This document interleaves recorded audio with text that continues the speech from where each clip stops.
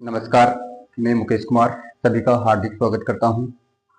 लक्ष्य education air group पर अभी तक बहुत सारी क्लासेस चल रही है। मैथ, इंग्लिश, साइंस, बहुत से जो भी सब्जेक्ट है स्कूल लेवल की वो सारी सब्जेक्टें चल रही हैं। तो आप सभी को मैं आज कुछ ऐसी बातें बताने जा रहा हूं जो विद्यालय लेवल पर, हमारे परिवार लेवल पर ये चीज़ें अक्सर नहीं होती है। जिस प्रकार पढ़ाई में अपन इसको इंक्रीज कर सकते हैं, अपने आप में पढ़ाई को सही तरीके से कैसे कर सकते हैं, उनके बारे में बताऊंगा। और जो बच्चों के शुरुआत में ही सबसे बड़ी समस्या रहती है कौन सी सब्जेक्ट की? इंग्लिश की सब्जेक्ट रहती है। बच्चे इंग्लिश मीडियम में पढ़ने के लिए तत्पर रहते हैं। जो माता पिता है वो भी क्या करते हैं, बच्चे को इंग्लिश मीडियम में डालना चाहते हैं, पर समस्या लगातार यही आती है कि वो इंग्लिश नहीं पढ़ पाता है। नॉर्मली इंग्लिश ऐसा होता है जो मैथ कवर कर लेता है, आराम से, कोई दिक्कत नहीं रहती है। हिंदी कवर कर लेता है, साइंस कवर कर लेता है। और उसको दिक्कत आती है कहाँ पर? इंग्लिश और एसएसटी में। आजकल इंग्लिश में तो ऐसा टॉपिक डालने लग गए कि व्याकरण के टॉपिक तो बिल्कुल आते ही नहीं है। चैप्टर आते हैं, व्याकरण नाम मात्र जो व्याकरण होती है वो आती है, जिसके अंदर बच्चे उसमें भी कंफ्यूज रहते हैं, क्योंकि उनको सही तरीके से उनको पता ही नहीं रहता है कि वो किस हिसाब से पढ़ा जाए और कौन से टॉपिक को पढ़ा जाए। जो विद्यालय में अभी स्कूल लेवल पर जो भी सिलेबस आ रहा है, मैथ का है, किसी भी सब्जेक्ट का मान लो, इतना निम्न स्तर का आ रहा है, फिर भी बच्चों को समझ नहीं आ पा रहा है इस चीज के लिए। तो इसके मामले में बताऊंगा कि किस प्रकार होता है। इंग्लिश में आज मैं कुछ ऐसी चीजें बताने जा रहा हूँ जिसको मैं अपने बच्चे के इंग्लिश में भी सुधार होगा, और आगे वो बहुत अपनी लाइफ में जितनी भी इंग्लिश में जो भी सब्जेक्ट रहेगा उसके अंदर वो आसानी से कवर कर लेगा। तो बात यह है कि बच्चे इंग्लिश को पढ़े कैसे, उसको समझे कैसे, वो सारी चीजें। इंग्लिश पढ़ने के लिए सबसे पहले मेन चीज होती है कि इंग्लिश में जो भी है उसकी वोकोब बहुत अच्छी होनी चाहिए। वोकोब में किस प्रकार, जैसे स्पेलिंग है वो याद रहे, टेंस का थोड़ा बहुत ज्ञान रहे, वो कर है। अगर टेंस का होगा तो आसान से कर पाएगा। पर बच्चों को टेंस सिखाते हैं फिर भी बच्चे को टेंस नहीं आता है। स्कूल में पता नहीं किस हिसाब से पढ़ाते हैं, पर हम यहाँ पर इस तरीके से पढ़ा रहे हैं। कुछ जो से हमारे विद्यार्थी आ रहे हैं, टेंथ करीब करीब उनको कंप्लीट करवा दिया, बच्चे को उनको टेंथ आने भी लग गया, तो बच्चे बोलते हैं कि स्कूल में बहुत सारी कुछ ऐसी समस्याएं आती है कि उनसे जो भी क्वेश्चन पुट अप होता है वो टीचर से नहीं पूछ पाते हैं। तो वो किस प्रकार उनसे पूछे, ये सारी चीजें नहीं हो पाती है स्कूल लेवल पर, क्योंकि बहुत सारे स्टूडेंट रहते हैं। पर हम यहाँ पर कोचिंग में लगातार एक एक गलती, यानी एक एक जो भी उसकी कमी है उसको देख करके उसको उस कमी की भरपाई करने की कोशिश करते हैं। तो आज मैं आपको कुछ शॉर्ट ही तरीके से बताना चाहूंगा कि इंग्लिश को किस हिसाब से पढ़ा जाता है। सबसे पहले जो आपको दिया गया है कि इंग्लिश से अंग्रेजी वाक्य में किस प्रकार बनाए।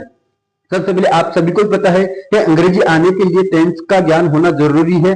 टेंस के बिना कुछ भी हम आगे कुछ नहीं कर सकते इंग्लिश के अंदर, ये सभी को मालूम है। पर टेंस से पहले भी हमारे को थोड़ा बहुत यह होना चाहिए कि किस हिसाब से पढ़ा जाए, किस हिसाब से हम इस अंग्रेजी को आसान से बना सकते हैं। इंग्लिश को जिस हिसाब से इसमें दे रखा है कि राम जयपुर जा रहा है, तो इसके हमको स्पेलिंग आना जरूरी है। और सेंटेंस को कौन से टेंस का है, टेंस ऐसा नहीं बोल रहा कि टेंस नहीं आने चाहिए, टेंस आएंगे तभी ये कवर कर पाएंगे। पर पढ़े कैसे, इसको पढ़ करके समझे कैसे, और इंग्लिश में लिखा हुआ इसको हिंदी में कैसे बनाए, वो सारी चीजें मैं आपको बताने जा रहा हूँ।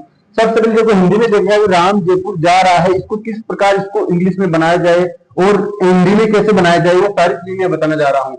जैसे इसमें लिख रहा है कि देखो, राम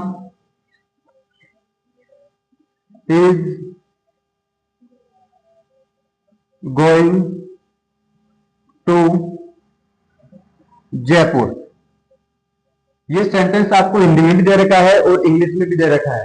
इसको पहली बात तो हिंदी में कैसे पढ़ा जाए, इंग्लिश में कैसे पढ़ा जाए, तो मैं पहले बता रहा हूं कि इसका इंग्लिश का हिंदी कैसे बनाया जाए।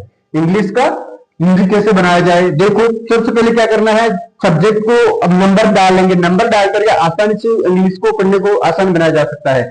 सबसे पहले जो सब्जेक्ट है उसको आप नंबर डालो और फिर लास्ट में चले जाओ, लास्ट में जाकर के नंबर डाल दो आराम से, 2 3, इनको टुकड़े में बांट दो।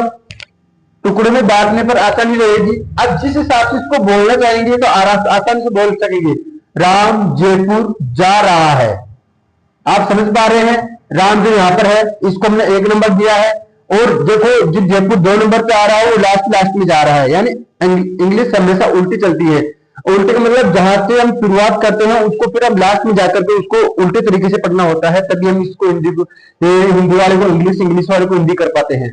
जिस प्रकार इसमें लिखा है Ram is going to Jaipur. अब देखो राम शुरू में है, अब जयपुर जो सेकंड पे था वो लास्ट में चला गया, और जो लास्ट में था वो सेकंड नंबर पे आ रहा है।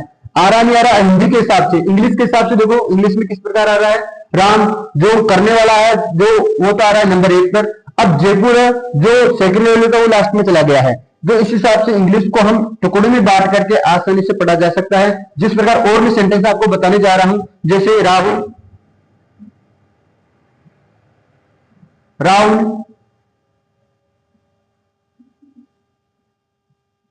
इज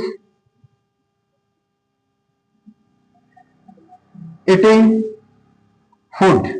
अब बच्चे को कहा जाए कि आप इसका हिंदी बनाइए, तो किस प्रकार बना पाएगा? बहुत आसानी से बना पाएगा।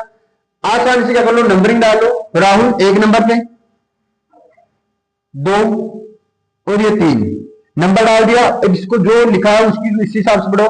पहले क्या है, राहुल को राहुल ही पढ़ेंगे। अब 2 नंबर पे मैंने क्या नाम डाला है, 2 नंबर पे मैंने फूड डाला है, तो इसको हिंदी में क्या बोलते हैं? राहुल फूड को खाना, ईटिंग को क्या बोलते हैं? खा रहा है, खा रहा है।